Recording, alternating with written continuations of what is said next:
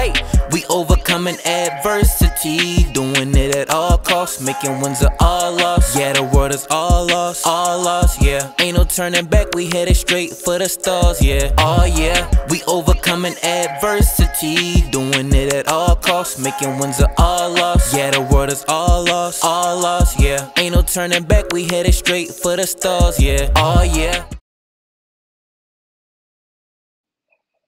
Welcome to the Overcoming Adversity podcast, where it's all about transformational growth and having a resilient mindset. Before we get started, make sure you like and subscribe to the channel. I'm your host, Michael Allison. Today we have on the show the founder of Path to Peace and a certified relationship life coach.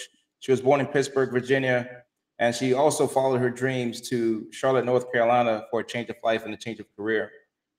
She's the youngest of three who grew up a sheltered and a spoiled kind of kid, is what she would say to me. She's faced a good bit of adversities throughout her life, but I want to welcome to the show so she could tell her story, my good friend, Miss Jamie Jones. Thank you so much, Michael. Thank you. It's a pleasure to be here. Hey, thank you so much for being here with me, Jamie. It's pleasure's all mine. Like we were speaking before, I got a chance to learn a good bit about you, your career and your path and all these things that you've been doing, which is a phenomenal. And I just love how the fact that you're working with so many people to change their lives. I wanted to jump in it though, if you can, tell me a little bit, like, how did you get to where you're at today now to have such a successful business and developing such a resilient type of mindset where you're at now? Yeah, thank you. It's been a journey, and sort of determining my path and purpose. It was a lot of peaks and valleys, sort of on that journey, on that path. But to make the story kind of short, I was in human resources for over a decade. So I worked in human resources consulting, and I was a people manager for the last 7 years. Mhm. And working with people is where I really was able to determine and discover what my purpose and what my path was, simply by my ability to influence. Build trust and build genuine relationships. And of course, that worked really well in the performance world, performance management and leadership training, all those types of things. However, I was in a box, Hmm. in the corporate space. And even though I had a lot of creative control of how I led my group, it wasn't mine. And I wanted to create something that I could call my own, build a legacy for my future family, and really be happy about the work that I'm doing. I love it. I always hear a friend of mine always talking about getting the business out of the box sort of mentality. And it's kind of like more of the concept of just thinking outside of the box. And what she was always sharing with me was that if you're in a career and if you feel that you've like maxed out at that career where you're at, it's probably time for another change or something like that. And I think that's what you're saying that you found for yourself. Absolutely. That's So exactly what happened. I know what you mean. I've been there a time or two in my life too. I think when I was working at different corporate jobs, I could kind of feel like it's time for me to tap out of here. I've maxed out my capacity and I've done what I could do. I've done as much as I can for this company. I've learned a lot in this company, which I think is also a key benefit too. So you saying that you was in the HR space. So like now you can take all these valuable skills that you learn and just implement them in your business. And it's kind of much more seamless because you already been trained on all these things as well. Absolutely. And I think that's where the gratitude comes in. After spending 12 years in that space, I started in an entry level role and I left in a leadership role. And I had a couple of promotions throughout that journey, but you're absolutely right. Everything that I experienced has really shaped me into the woman that I am today, especially when it comes to not just managing my own business, but how I connect with people. That's really the game changer when it comes to leadership and coaching. Absolutely. So let's hop into this. You started off in Virginia and made your way up to Charlotte. So can you tell me a little bit about your background, how you grew up for yourself? Yeah, so I'm a native of Petersburg, Virginia. It's a small city outside of, I guess, the bigger city, which is Richmond, which is the capital of Virginia.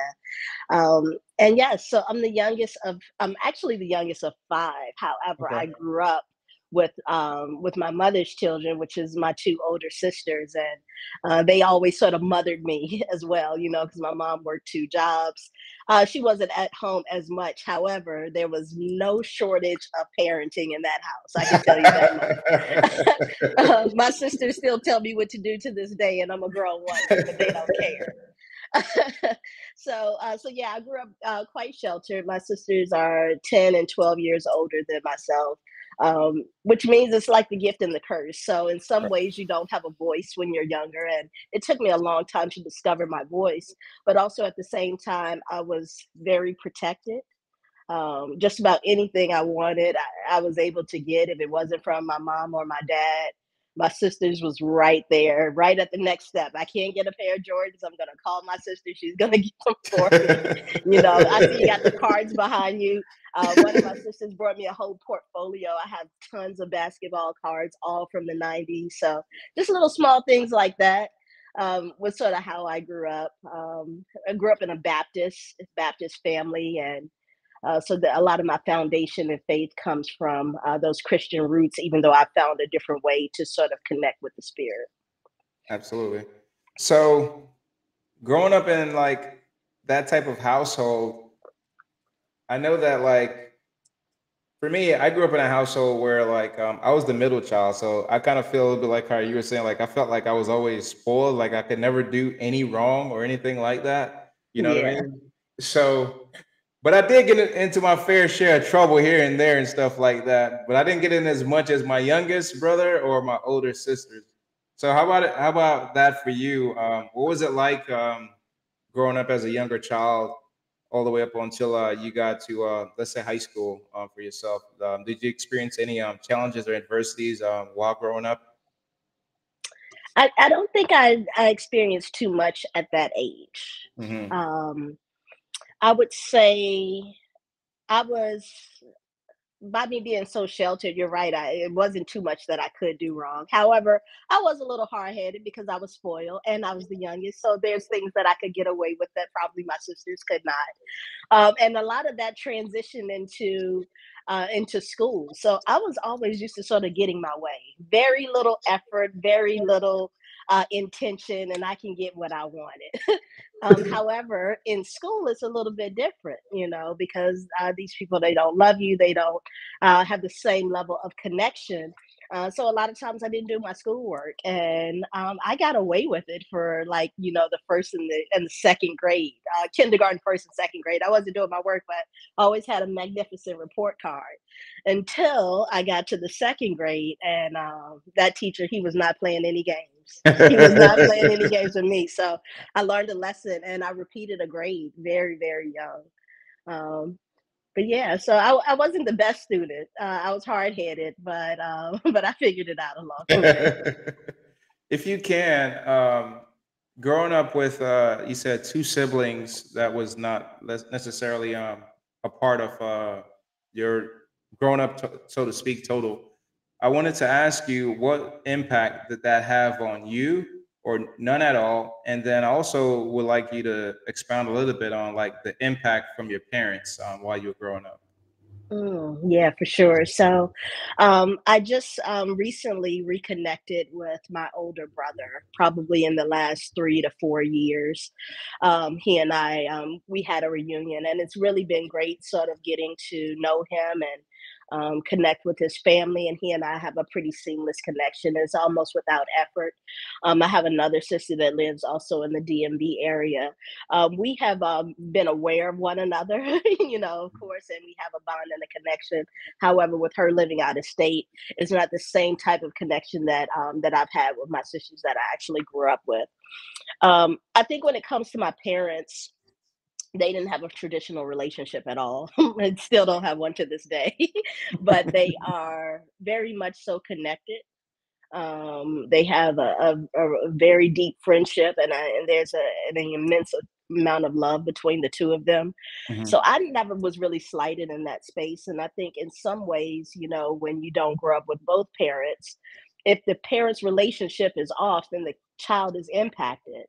But I was never really impacted in a negative way.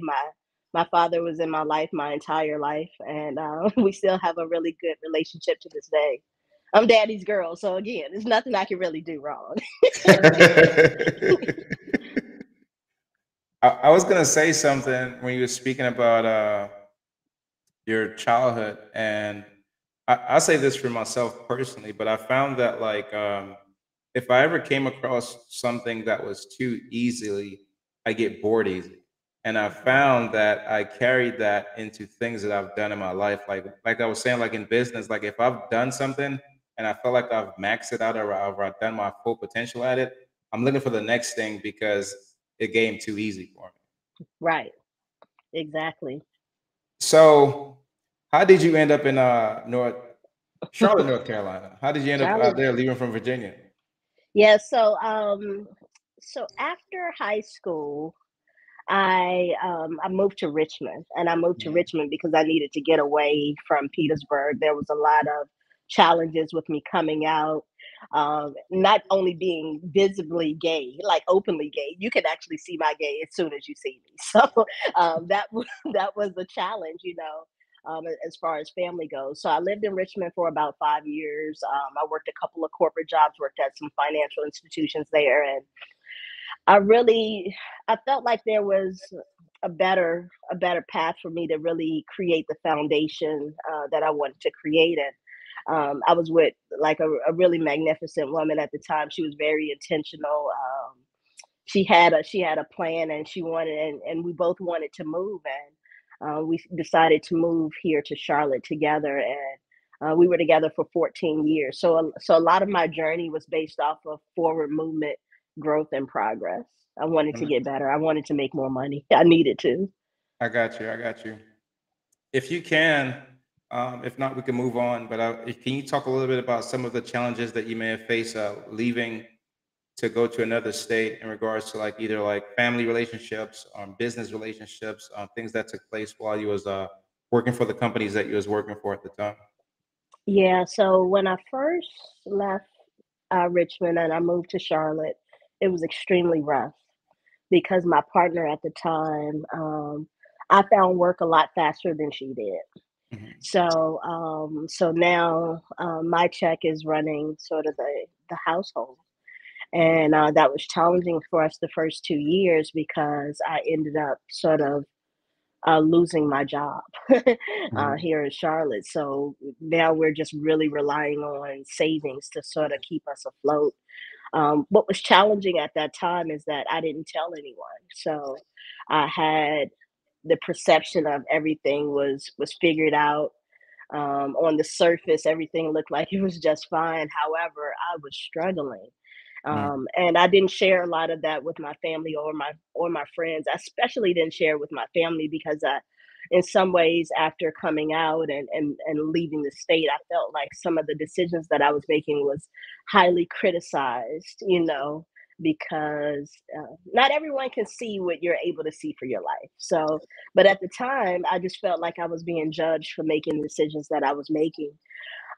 So my relationship suffered significantly. My friends, they were my close friends. They were in the military, so they're all over the country. And it was just really me and my girl at the time, and our relationship became its strongest during that period. Wow. Um, when you say like coming out, I guess I've had other friends that I know that are they spoke to me about like them coming out and things like that, and some of the challenges that they've had with their family members, and some have chosen to not even say anything and stuff like that. And I've also like we've seen here past couple of years now, you can kind of see that with like athletes have become much more outspoken about this type of topic. Yeah. So if you can, I guess, what gave you the courage and the wherewithal to say, "This is what I'm going to do. This is how I'm going to live my life," and move forward with the decisions that I do make? Yeah. Um, that was challenging because I always knew that I was slightly different from other girls, Mhm. in how they dressed, the toys that we played with. I was a video games and action figure kind of girl, but most of my friends were dolls, nails, dressing up, being pretty. Always knew I was different. But around high school, when your hormones start to sort of kick into gear, that's when I really knew that I wasn't like anyone else. And this is like mid 90s. So we're talking like 95, 96. It wasn't the world that it is today with being a Right. little bit more open about Mhm. being gay. So I kept it a secret. I didn't share it with anyone. So I was kind of forced out of the closet, to be completely honest. It was an event that took place with me and my mother. I guess I was about 18, and I started hanging out with this girl. I was going to spend the night with her, and my mom called me, and it was like midnight, and she was like, what are you doing? Are you coming home? And I was like, I'm going to stay out all night. Well, that didn't go over so well. You can only imagine. Uh, and she told me to come home, and I did. So I got home maybe around 2 a.m. But the very next morning is when the game changed. Mhm. She was in my room. She was in my room with a chair, and she was asking a lot of questions. And I'm talking about some deep shit, things that I didn't really want to discuss because Wow. I'm trying to figure it out myself. Like, and it wasn't the type of conversation where you felt open, to share. It was rough, Mhm. and ultimately, even to this day, if I get sort of forced into a corner, I'm just gonna blurt it out. Whatever's on my mind is gonna come out at that time, and I just shared, this is who I am. And yeah, I'm into girls, and girls are into me, and this is what it is. And I got put out. um, so I got put out, and that was one of the darkest periods. I know I'm smiling about it now, but straight up, that was one of the darkest periods of my life. My sisters were really there for me during that time, and I stayed with my oldest sister for about 2 weeks. But during that period, I also made an attempt to commit suicide because my mom and I have a really strong relationship. I'm her youngest baby, and once my sisters moved out because they were grown, I'm like 8, 9 years old, and it's just really the two of us until I turned 18. So that was rough for her, of all people. Like, I think I could have dealt with it like it was other people that didn't mean as much, but the magnitude of your mom like not rocking with you, and not loving you through your differences or your changes as a young woman, it was devastating. Mhm. It was devastating, but I struggled with it probably all until I was about 30. So you're talking about a year, maybe about 12, 14 years. I wasn't even comfortable in the skin that I am now. Worried Mhm. about people looking at me, what people are saying behind my back. But with maturity and with growth, you start to not give a crap really about what anybody thinks. Wow. Wow. All right. All right, Jamie. I want to unpack some things there because you gave me a lot from that. You mentioned suicide. Hmm. I'll share with you my story around that. Yeah. Um, you mentioned harnessing things in. You know what I mean? And in addition to you speaking about coming out, but like the look that you kind of gave people when you were struggling at a time and stuff like that. That was I know a lot of people do that, you know what I mean? And just to carry on or go about a certain way or not even ask for help, you know what I'm saying? Some people just do that. So what I wanted to unpack a little bit is if you could talk a little bit about how did you get over or get past um, the thought or the ideations or things like that? I'm not sure if you actually how far you went, but how did you get past that when the thought of suicide was present for you? Yeah. So I'll touch briefly on the act That's fine. itself, That's fine. and then I'll talk about what it looked like afterwards. So one night I was riding to my sister's house, and it's like a rural highway, so two lanes in one direction, two lanes in the other. and it's dark, and there's typically a lot of people on this road because it's a rural highway. And I was just really just dodging the double line back and forth. And I'm talking about rigs, pickup trucks, cars, and Oh my they're God. coming at me head on. And all I can see is bright lights, and it almost felt surreal. Like even when I think about it now, I can't believe that I was in such a dark place. That not only that I didn't care about myself, but I was willing to take somebody else with me. Hmm. And I wasn't thinking about them that way. Now as an adult, my goal is to be selfless and to be protective and to love people. But I was so incredibly dark that I couldn't see anything else but not being here anymore, because I didn't want to deal with that type of pain. I didn't want to deal with the shame. I'm the first openly gay person in my family, and it's a big ass family. I'm talking huge. It's huge. My grandmother had 10 children. So you can only imagine the offspring of those 10 children. It's a Right. lot of us. And yeah, it was too much for me to handle. But through the grace of God, that somebody was praying for me. I was not praying for myself. And what sort of pulled me out of that was truly the love of my oldest sisters. So, like what I talked about earlier, that I didn't miss anything in that parenting space. Right. If it wasn't for them, if it wasn't for those two women, yeah, who knows? But I'm grateful and I'm thankful that I even had to experience that, because that allows me to be the person that I am today. Absolutely.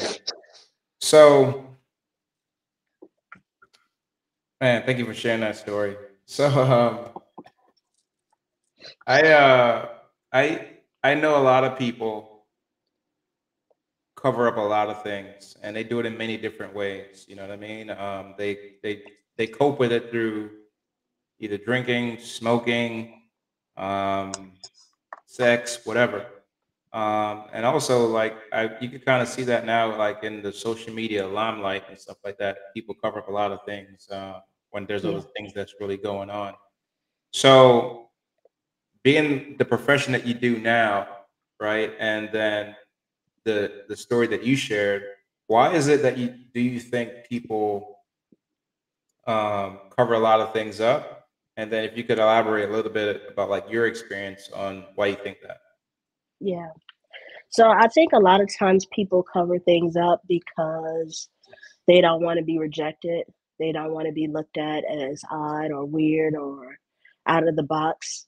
Um, and just maybe just that whole self-awareness component of it, and that component of self-love. So like we have to love ourselves through even the darkest times, even our hugest flaws that we see in ourselves.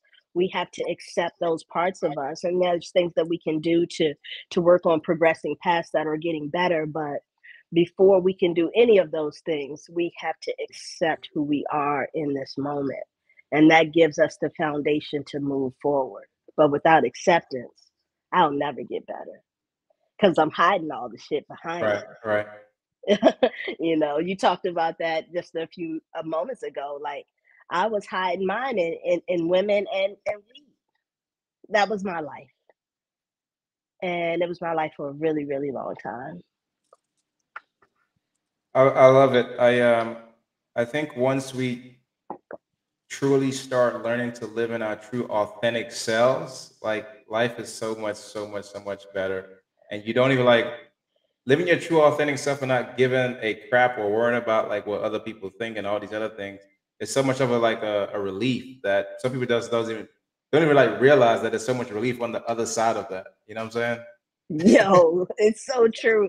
Like, if I had discovered this even as simple as 10 years ago, I could have released a lot of pressure of trying to live up to someone else's expectations or living for their yes versus my yes. I put people and situations above me, and that's not okay. Right. But the I want light to. feels so good.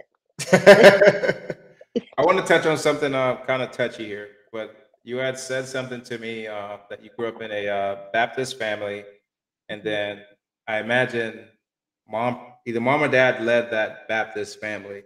So you said you sat down with mom.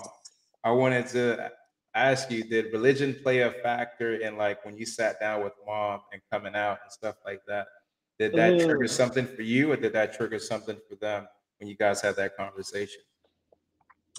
So, so my dad definitely he colors outside the line. So he was a little bit more open than anyone else really when it came to my parents. My grandmother really she led the charge on the foundation of spirituality and Mhm. religion and going to church twice a week, vacation Bible school, you know, in the summer. Like that's where a lot of those roots came from. So my Right. mother, of course, is offspring of that type of energy. Mhm. Even though at the time, like my mom's was she was not like into the church like that. She goes to church a lot more now, but she wasn't into it then. But I think it was just one of those situations for her that I don't know if it was so much of religion, but she was big on perception, you I know. see. I see. I see. So now you got this queer kid, and I'm not only queer, but remember I look queer. That's a whole nother element. Right. Right. And Right. so I think that was more so at the forefront than actual spirituality. Mhm. She didn't throw the Bible at me. She just threw other things at me.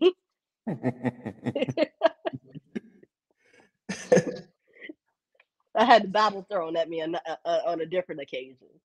Say that again. I said the Bible was thrown at me on a different occasion. What do you mean? Tell me about that. Okay, it's interesting. I haven't shared this story publicly. Some of the other things I've shared. So this is going to be new. So, all right, so let's do it. I told you earlier I was leaning into the fear, and I believe that's where I should be. So, living in Charlotte again, like so at the time, like things were challenging for us. Myself and my ex, who we, unfurnished apartment, just the two of us, and I was having like a series of really interesting dreams around that time, and one of the dreams, I was like laying like I was like in the desert and it was like sunset. It wasn't completely dark, but it wasn't really light either. And I could feel my body in the dream raising off the ground, Mhm. like literally raising off the ground. And it was so vivid. And I remember just in the dream, I was saying that he saved me. Like I kept saying that out loud in the dream. And I didn't really know how to interpret that experience. So I called a family member of mine who's really focused on religion and spirituality and Christianity, and I thought that I could go to her for advice. And I did go to her for advice, but it wasn't the advice that I was looking for. All right, things took a hard turn. Okay, so we get on the call, and I'm telling her what I've experienced, and I'm like, "What does this mean?" And she's like telling me these things that I need to come back home. Me and homosexuality is a sin. I'm going to hell. I'm the reason why. Like my mom ended up at the time, she ended up having it. It wasn't like a heart attack or a stroke, but it was something really close to it, and she had to be hospitalized. And Mhm. she told me that I was the reason why my mom was sick because she didn't appreciate my lifestyle, and I needed to get a man, and it was rough. It was rough, Michael. I can't even. I'm dumbing it down right here because Right. that woman talked to me about 30 minutes nonstop without letting me even get a word in, telling me how I was doomed for the pits of hell just simply by loving women, Mhm. and that was the turning point, honestly, with me and religion. At that point, I cut ties from Christianity and the organization. And I Mhm. started to focus more on grounding, spirituality, meditation. That's when some of those roots started to get planted after that because I couldn't believe somebody that also was a part of raising me, someone that I admired and had mentored me. And to hear her say those harsh things to me with a straight face, and she believed that she was doing the right thing, that blew my mind because that's not necessarily what the religion is founded on. Hmm. When when it really gets down to it, there's a lot of things that we shouldn't be doing. But I know one thing we shouldn't be doing is that's judging somebody else's journey when it's not your path to lead. Hmm. I think it's the information and how the information is conveyed and how the information is shared. You know what I'm saying? I think when people get opinionated and start judging you and condemning you, then you get into like a much more serious conversation, and it's not even like welcoming. Like you just said, like you went for advice and you went for a conversation, and you did not even get a word in. You know what I mean? So I did. I think obviously there's a disconnect there. I wanted to talk to you about like your business though. So Hmm. now you're in the space of you're coaching people around relationships Yes. and supporting people that's been through some heartbreak in their life and stuff like that. So can you Yeah. tell me a little bit about the work that you're doing now, the business that you're doing now, and how you're helping people? Because I want to see how that correlate a little bit with like from your life experiences and stuff like that. Because I know that you've been through a lot. Yeah. No, I'd love to talk about that. So I started this life coaching, like consulting business. It's really been a year. I formed the LLC in November of 2021. However, I didn't actually start accepting clients until April of 22. Hmm. And I sort of got in the space when I first started. I was just focusing on personal development. So anything that I had experienced that I had overcome, I wanted to pour that back into others. So whether that was credit rehabilitation, starting your own LLC, managing stress and time management. Even I was even helping some couples with relationships and communication at the time, but I was literally all over the place because I had niched down. I was really trying to find my way Hmm. in this coaching business, and I decided to take a turn into relationship coaching around October, November of just last year, and that was based off of an an untimely separation from my partner of 14 years.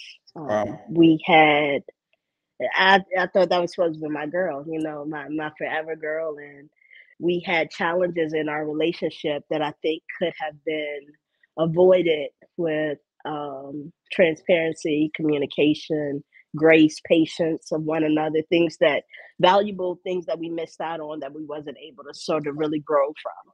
So I've decided to take my love for love because I'm a hopeless romantic at heart, and I want to pour that back into other couples, whether I'm coaching a couple in a 2-on-1 session, whether I'm working with one person who wants to sort of strengthen a relationship from their side. And I also have a program for singles who are out of heartbreak or maybe long-term singles. It's a law of attraction program that I sort of took myself through in December of last year because I was hurting so bad, and I Right. needed to heal myself in order to be the best version for my clients. So that's a lot of where my passion has come in from, that relationship space and love space, and I continuously leverage my corporate experience as well. So I'm a leadership coach for small businesses and helping them with communication and building relationships in the workplace. So it's really all about communication for me and just allowing people to be the best version of themselves, however they want to show up. Wow. Well, that sounds phenomenal. I want to jump into this then. So through your transition, right, to get to this particular space where you're now an authority figure, can you share with us like some of the key things that you choose to implement in your life or strategies that you took in place to get to this particular point of overcome all the adversities that you face and to just lead Yeah. to this life of transformation for yourself? Yeah, I think that's the beautiful part of my journey. That's really the part that I'm most proud of outside of establishing businesses and, creating bonds and getting contracts and all that cool stuff, which I absolutely love. But the journey of me is the part that I'm mostly proud of. And I got here through self-awareness first, understanding what type of woman, how do I want to show up in the world? What type of woman do I want to be? What type of legacy do I want to sort of leave behind? And I got here simply by being a lot more intentional with my life, not only understanding who I am, but understanding what I want out of life. That allowed me to be a lot more intentional with my actions, with my goals. A key component in my strength and my growth right now is affirmations.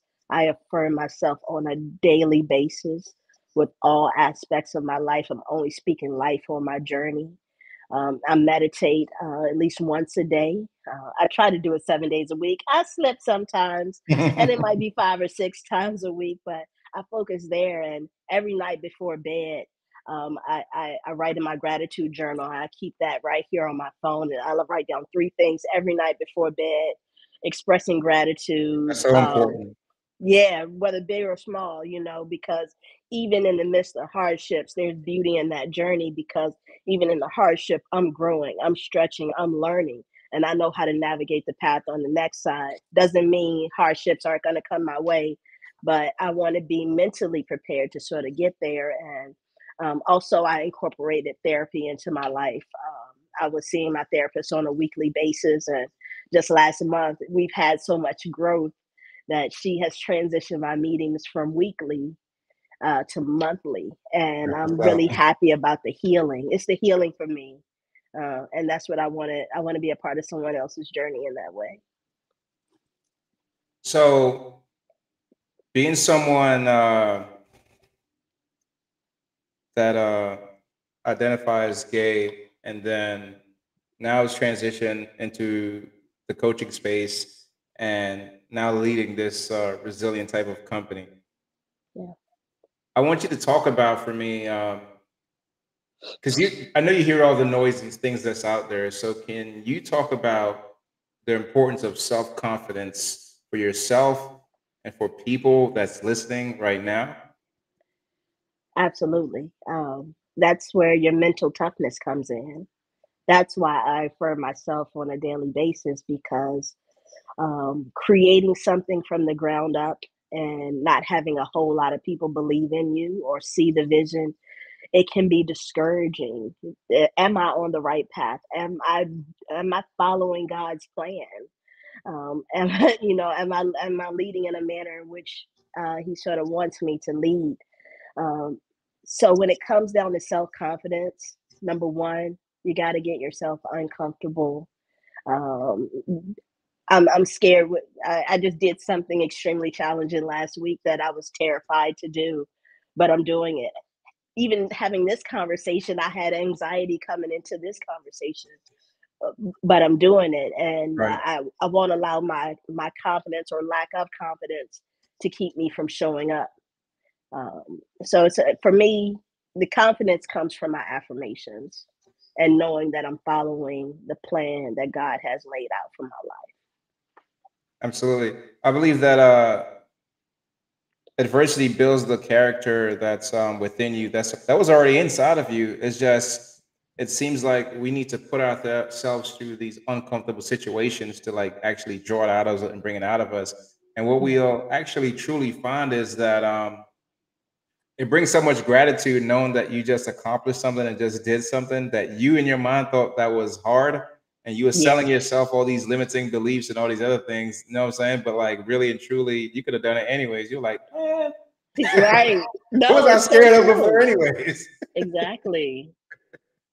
If you can, let's touch on something here. So what advice would you give to someone that's struggling in the LGBT community, or just just trying to find their way right now? What advice would you give to that person right now? Yeah, when I think about that, I'll think about how maybe I would give advice to my younger self, Hmm. and I would first say it's okay. How you love, how you identify, it is okay. And not everybody is going to be able to see the beauty in you, but that certainly doesn't mean you're not beautiful. Um, So the advice, I think it just comes down to self-love, loving yourself, aligning yourself with people, and aligning yourself in spaces where people can relate to you, to your story, relate to your journey, and love you despite of. And when you're in the midst of the challenge, whether it be with friends, whether it be with families, or whether it be with colleagues, instead of arguing and pushing the point or pushing the issue like I did when I was younger, you're gonna see me. No, if you miss me, you won't meant to see me. Mm, So I'm out. mm, I'm only gonna be in spaces where I'm respected and appreciated. mm. And if it's not that, it's not peace, and it's not for me. Wow. Thank you. Well, How do you balance your personal life and your professional responsibilities as a businesswoman and as an entrepreneur? I haven't discovered that yet. I am working all the time. I do want to have space for love to come into my life. I do want that because I want to build and grow with someone who's like minded and vibrating on the same frequency as myself. But right now, a lot of my time, a lot of my focus goes back into the business. Although I do believe that when someone special presents themselves into my life and is in front of me and we want the same things, I have no doubts that I will be able to create a schedule to give that equal time. But right now, um, I haven't met that person yet. That where I feel like I need to adjust. So right now, it's all business. Wow, because I was gonna actually touch on that. So like I know that you had mentioned that you was recently in a relationship and it didn't work out. So can you talk about for yourself and then share some advice? How important is it to have a support system in this life that you're living right now and then this journey that you're taking? Without a support system, I probably wouldn't even be strong enough to be on this conversation with you right now Wow. because my friend group and there's been a number of people in my life that I'm so very thankful for that's been able to pour into me on this journey after my separation. That's given advice or just allowed me to cry and vent, or even tell me to stop being erratic and settle down and take a breath. Whatever the occasion called for, it was that system of friends that has sort of supported me in this space. And without that, yeah, I'm not sure if I would, be the vessel of light that I am right now. I know the light would be in there, but I don't know if you would be able to see it. So let me ask you this. So what motivates you to get up every single day and get out here and just like kick butt and take names and just keep it pushing? So there's a couple of things that motivate me. Um, the first part of my motivation is about healing myself and then sharing my natural talents and gifts with people that need it. So every morning that I get up, whether it's an affirmation that I'm dropping on IG, whether it's a caption in one of my posts that touch someone, I want to be able to sort of reach people that needs to hear my voice. So it's a blessing to wake up, but then it's also not just a blessing to wake up and be present. I want to be able to show up for people, and that keeps me going. And then there's another component of I'm not sure if the right word is. I don't. Hmm. Maybe I'm not. I'm not gonna. I don't think I have the right word there, but I will say this: I want to create the life that I envision for myself, Hmm. and in order for me to create that life that I see, it's not going to be given to me, and I have to work for it. So the gifts might be here naturally, but the grind I have to do myself. So that keeps me going because I want to live the life that I envision. Yeah, I think a lot of times sometimes people mistakenly think that things are just going to be handed to them, or I don't know if the right word would be like by association sort of thing and stuff like that if you're not like putting in the work sort of thing. So Yeah. uh, you know Obviously, you mentioned you had a corporate career, and now that you stepped out on your own and done lots of big major things, taking bold moves. So I wanted you to talk about like leadership Mm. and the leadership that you had in your HR career, and then you taking that knowledge, taking that wisdom, and dumping it into your personal life and dumping that into your business. So, can you talk a little bit about like the importance of leadership for yourself and for our listeners, and how to impart that into their lives? Absolutely. When I think about my corporate career, I had quite a few different leaders, and I'm thankful for all of those experiences. Even in the moment, I may not have thought that those were the most pleasant experiences to be a part of, but it helped shape, number one, the type of leader that I am today. So whether the experience was positive in the moment or whether it was a learning experience, I'm grateful for it, because it truly helped shape who I am today. And I had a lot of amazing leaders in that corporate space, strong men and women that I learned from, individuals with financial mindset, others with a people focused mindset, others with an operational mindset. So I took the bones of all of those interactions, Hmm. to help, mold my style. And my style, of course, leads with love, it leads with light. And when I combine the things that I've learned in my corporate space, it sort of, helps create who I am now. And when I think about leadership component in life, yes, it does work extremely well in corporate space, but in your everyday life, you're the leader, you're your own project manager. Right. So Right. if I'm not managing this project very well, being myself, then I'm going to be challenged in trying to lead any other adult, because you can't tell adults what to do. You lead adults through positive influence, through strong communication, through trust, and through relationship building. And I think that embodies leadership for me. Like, I don't want to tell you what to do. I want us to get there together. I think that's the most rewarding part of being in the coaching space and being a looked at as an authority in what you do. I find it gratifying when I try to lead through visionary type of leadership for myself, Mhm. and when you get like the people that you're coaching to like buying into like what you're doing, and you like seeing the results, you as a leader like get so like ecstatic about it, like yeah, they winning, you know what I mean? Like Yeah, you as the leader is now cheering them on, you know what I mean? And in essence, they become a leader themselves when they think about the entire concept. So I love it. yeah. It's the most beautiful gift ever. Yeah, I got a call from one of my clients last week. She was in my law of attraction program, and she called me. She was like, "This really works." She said, "I'm attracting everything." She says, "Not just romantic love; it's platonic." She said, "I'm just attracting people that with the same mindset, same thought process," and that made my night. In fact, I couldn't even sleep that night. I Hmm. didn't go to bed until like 2:30 that morning because I was so geeked off of what she had shared. Wow. So something that has been crazy for me when it comes to like building connection with people. I had mentioned being authentic earlier, but I found that I connect with people with being transparent and being vulnerable.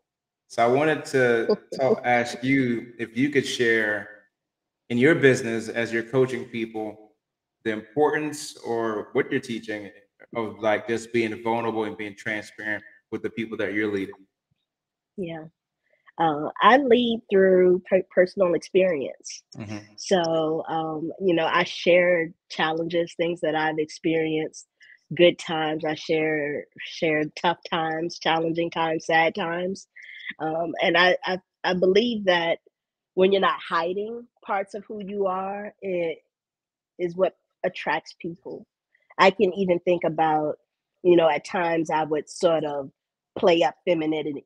So I'm not necessarily a feminine woman, but I would play that up, in certain spaces, or I would mask it down in other spaces depending upon what the crowd was. And I was just, again, people pleasing. But when you stand in your true authentic self, be bold as your own authentic self, and Mhm. sharing really the most challenging scenarios is what brings people closer to you. First and foremost, because everybody can relate to a down or dark time. And if you're going to be transparent and vulnerable enough to go there with me, we're going to be able to do some really special things together, not just in business, but even with friendships, even with love relationships. The more vulnerable we get, the more uncomfortable we are, is really where we grow and where we glow.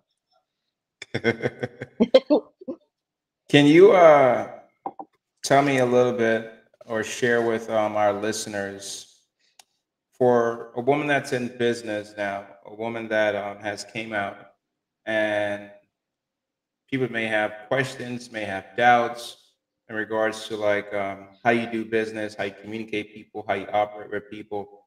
Can you help us remove any misconception that may be out there that's in the this global world in regards to like what you do and this type of industry that you're in now? Yeah. So, a few people still have question marks when it comes down to life coaches because sometimes they want to compare this with therapy, and life coaches aren't therapists. Hmm. Therapists. I have my own therapist, and of course, I have a coach as well. Uh, but therapists really dig into your trauma. They dig into your past stories, your past experiences. They help you see things that you're unable to see. Through my therapy, I learned that I had abandonment issues and issues with people pleasing. As a life coach, I'm not going to be able to uncover that. That's not my area of expertise. However, I focus more so on a goal oriented lifestyle. I focus on progressive and forward movement. So when my clients come to me with a challenge or obstacle, I'm not necessarily looking back to when they were 5 years old. We might look back to maybe the past 12 months of how you've been living your life.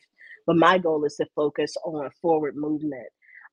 And life coaching is not for everyone because some people are automatically like they're accountable, and they can already create sort of a goal oriented lifestyle themselves, and they may not need this level of help, but not everybody is there, and sometimes people need a little push.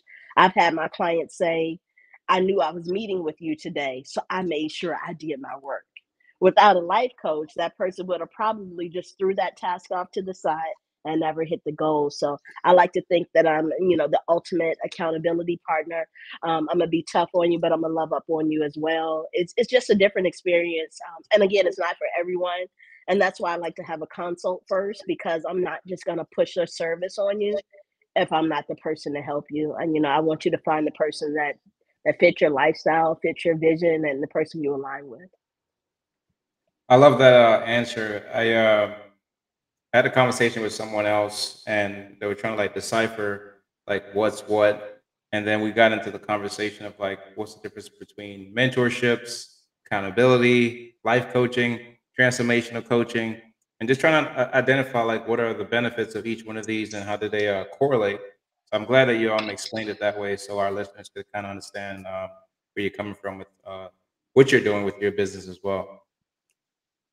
So we've talked a good bit about your childhood and some of the challenges that you've experienced. I wanted to touch on some a couple more questions here before we get out of here. Okay. So, at what particular point in your life where you said like, this is my transformation, this is my breaking point, this is where I'm gonna change the trajectory of my life? What was that pivotal moment in your life where that happened for you? Yeah. That was a very special time. This is a very special question as well. So yeah, so let's sort of talk about it. 2020 pandemic was challenging for all of us in a number of different ways. However, how it was challenging for me, it exposed all of the things that I wasn't necessarily happy with in my life, Hmm. and that was hard for me to face. I wasn't necessarily happy in my relationship. I was comfortable there, and there was a lot of love and appreciation and respect, but I wasn't necessarily happy. And being inside the home, not being able to go outside, that exposed some of the things that I was feeling deep down. It also exposed how much I started to despise my corporate job.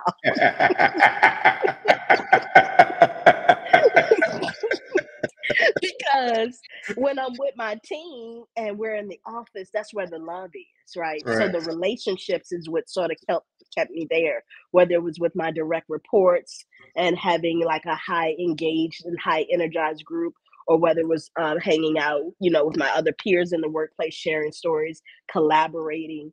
We lost all of that Right. because now we're just home and everything is in this virtual state that we have now, and that was challenging for me to navigate because I feed off of energy and I'm a physical touch kind of girl. So giving friends a hug, all of those things sort of help pour back into me. And when I lost those things, I understood that, yeah, this work is kind of easy, but I really don't like it. Mm. And things changed for businesses at the time. It, the amount of staff, so responsibilities sort of increased and things became extremely heavy for me. And I mean extremely heavy. And I had planned on resigning in 21. Like I had a conversation with my manager in 21, and I talked about the stress that I was feeling and that I wasn't happy. And we ultimately made the decision for me to stay there. And we were going to make some adjustments. And I can tell you, 2022 was the toughest year that I had in that space. And Mm. I believe it's because God told me to leave in 21, but I was too afraid to step out on faith. I was challenged. I was scared to step out on faith. I'm not getting a steady check. How in the world can I manage this? And I didn't follow that plan. So 22 was the toughest year, and at the end of 22, I knew it was a wrap. I resigned in January, and I said, whatever the universe has in store for me, I'm gonna face it head on, win, lose, or draw, and that's how I landed here. Wow. So now that you've made that declaration to transform your life and go in the path that you're going on, can you talk a little bit about what have you identified as your purpose in life?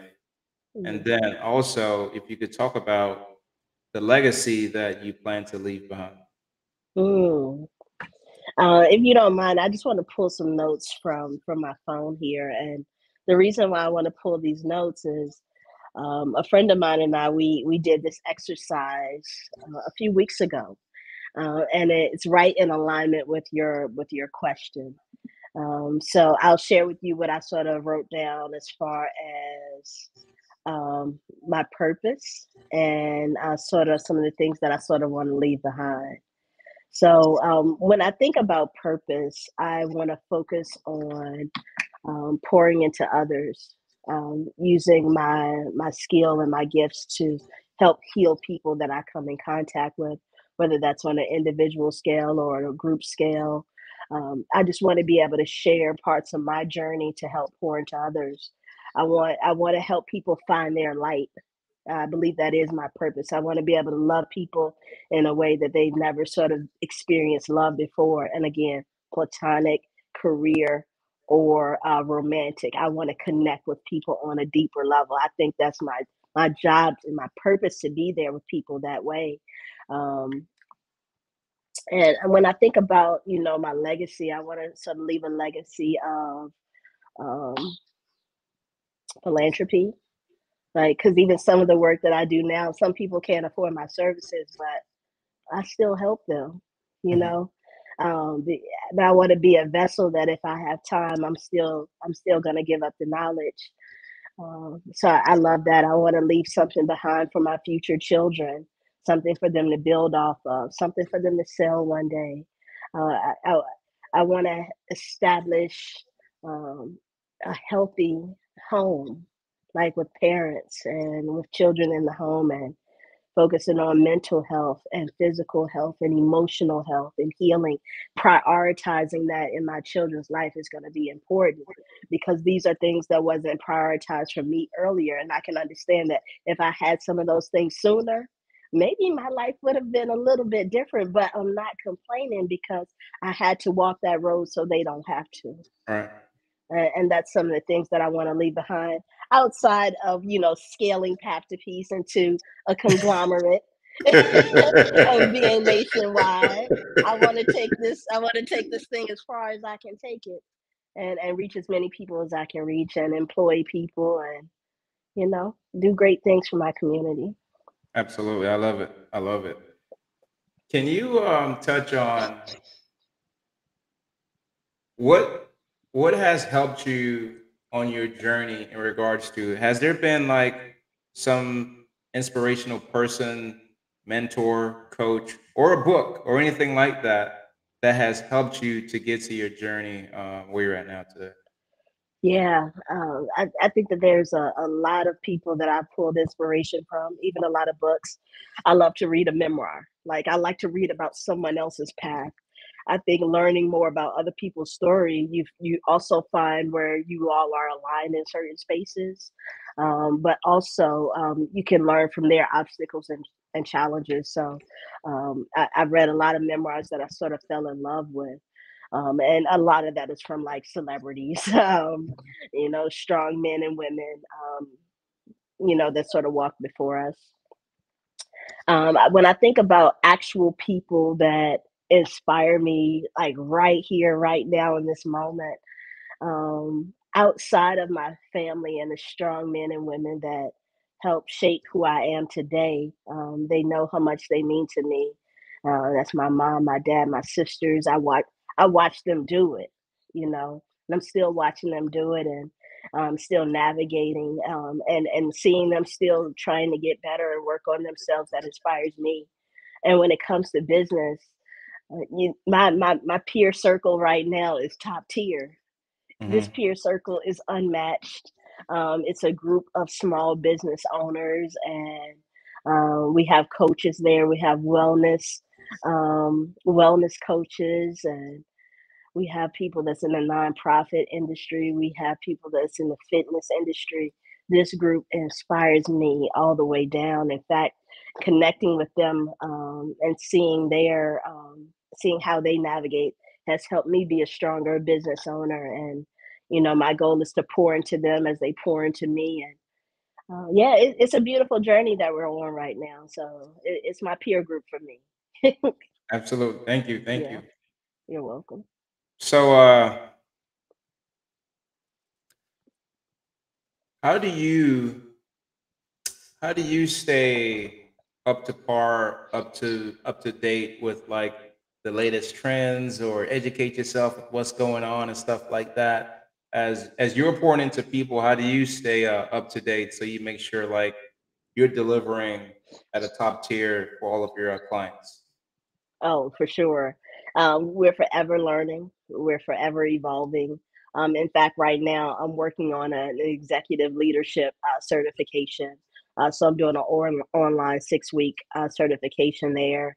I enjoy listening to other coaches, maybe not necessarily relationship coaches, because I don't necessarily want to mimic or emulate other relationship coaches, but I'll listen to other life coaches. YouTube is my friend. I grab books on leadership. I'll grab an audio any day. I just finished listening to an audio on the law of attraction. That's a big program that I offer. So I like to hear other people's perspective on that journey. Anything that I can soak up, I'm going to take. Even if that's just, even learning from you in this experience and listening to your story. I believe that there isn't a connection that I'm presented with that I can't learn from. Even if I don't say anything, I'm always listening and I'm always observing. I guess that's the Virgo in me, sitting back and learning and observing.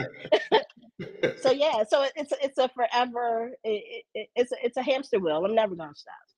Absolutely. I recommend a book that's out there. It's by this guy named Michael Allison. The book is called Overcoming Adversity, Getting Your Life Back on Track. It's a good book that's out there in Audible, Amazon, you name it. You can pick that book up. I'm gonna On buy a it serious today. note, before we get up out of here, though, I know that you're a woman with a wealth of knowledge, a wealth of inspiration, and if you could leave us with some life lessons, some advice that our listeners could take away and they could put into their lives today, tomorrow, or next week or something like that. But just some stuff where they could just take away and take some action on that. Yeah, I think it starts with sort of visualizing the life that you want. And once you visualize what those things look like, write them down. I keep a journal next to me at all times because I'm forever writing in it. And no matter the goal, whether it's big or small, start there by just writing down your intentions. And I'm a believer after you write something down, that begins the forward movement in yielding that into your life. So once you write down what you have visualized, then start writing down some of the steps of what it's going to take to get you there. So I just mentioned about the executive leadership cert that I'm working on. I had the vision that I wanted to do that. Once I wrote it down in my book, then I put some dates next to it. So by May 31st, it was my goal to find a certification program that sort of aligned with me. And then once I start that course, which I started it early, then I want to have it finished by a certain date. I had that written down. Once I've done that, now I want to figure out how I'm going to market this to my viewers online. I'm writing everything down. That helps me stay on track. And I believe whatever the goal is in your life, whether it's career, whether it's personal, um, it could even be a fitness goal, right? Writing things down sort of helps drive the intention. But after you write those things down, you have to apply action to it. I believe that there's a spiritual element that you have to incorporate in your life. I know spirituality isn't for everyone or religion, but that helps me. It helps keep my confidence strong and knowing I'm on the right track. And again, something that I didn't do when I was younger that I absolutely love now, and that's affirmations and gratitude each and every day. Those things are going to yield the results that I want into my life. Oh, thank you for that. So powerful. So, Mhm. Jamie, before we get up out of here, I know that Right. you have a lot going on.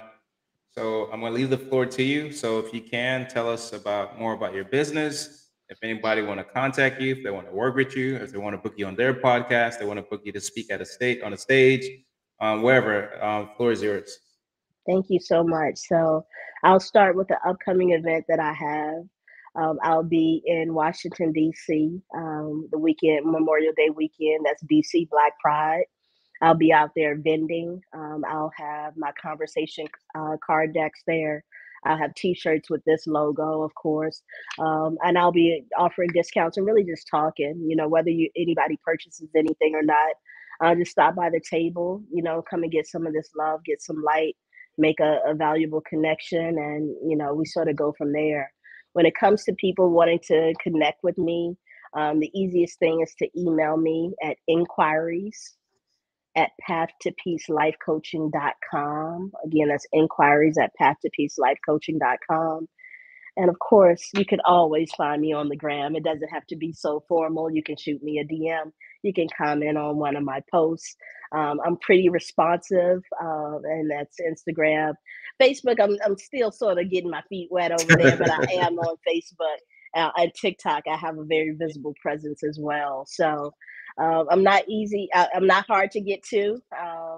So just book you some time. I'll always try to make time for individuals, and that's individual clients, couples, or any leadership coaching. Absolutely. Thank you so much, Jamie, for being here with me. I love this Pleasure. conversation. I learned a lot about you, more than I prepped for in regards to this conversation. So just thank you so much for joining me on this platform. Oh, it's my pleasure. Love and light, and I appreciate you sharing your platform with me. And I look forward to continuing to build a connection. So thank you so much. Absolutely, absolutely. Looking forward to doing a lot of things together too as we move forward. I love the energy that we have here between each other. So, like I said, just thank you for your story. Thank you for being transparent. Thank you for being vulnerable. Thank you for being inspiring to our listeners and just empowering them and just making an impact in this world and sharing that love that you're doing right now. So, thank you so much for that. Absolutely. Thank you. So, guys, as we get ready to get out of here, you can tune in every single week. We're going to drop new episodes. Until next time, guys, we love you. Peace.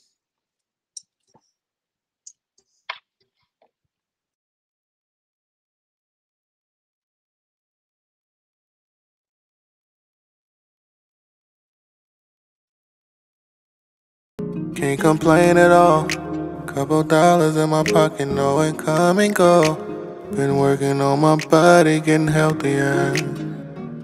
Thank God for clarity.